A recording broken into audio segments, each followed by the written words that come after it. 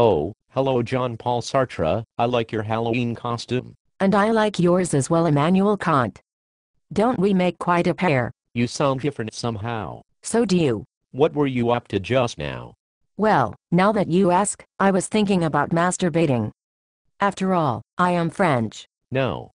Here? In this alley? Yes.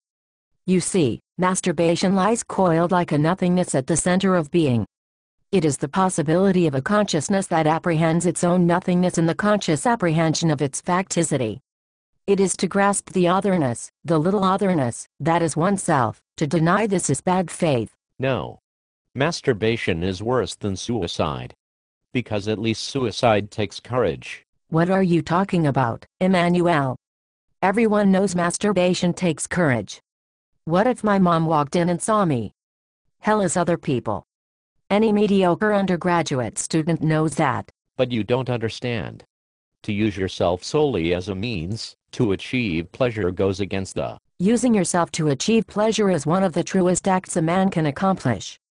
To create one's own essence, while at the same time creating one's pleasure, that is existentialism. No.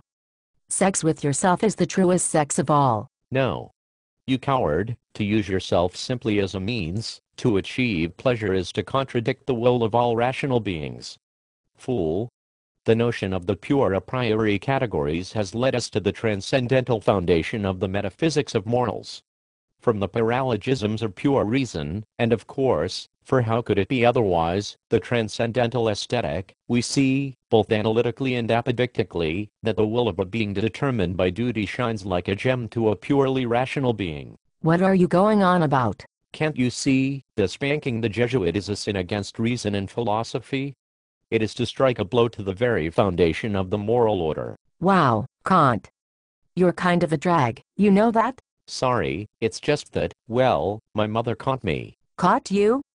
Doing what? I was alone, like you were before I came. You mean? I stopped by the house to drop off the carriage. Nobody was supposed to be there, they are supposed to be working. My mother had a book on how to sew dresses, and it had sketches of partially dressed women.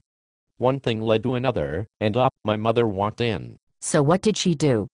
First she screamed, "Why, Emmanuel? Why?" I said, "Because it's there."